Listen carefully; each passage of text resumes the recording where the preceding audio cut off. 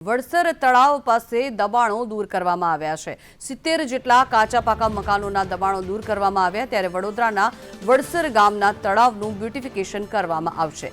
દબાણ શાખાએ પોલીસ બંદોબસ્ત સાથે રાખીને આ દબાણો દૂર કર્યા છે। આગામી સમયમાં અહીંયા બ્યુટિફિકેશન કરવામાં આવશે, સમારકામ કરવામાં આવશે। તેના કારણે થઈને અત્યારે હાલ જે પણ દબાણો અહીંયા હતા તે બધા જ દૂર કરવામાં આવ્યા છે, જેના માટે થઈને સાથે પોલીસ બંદોબસ્ત પણ પહેલા રાખવામાં આવ્યો હતો અને પોલીસ બંદોબસ્ત સાથે રાખીને દબાણો દૂર કરવામાં આવ્યા છે।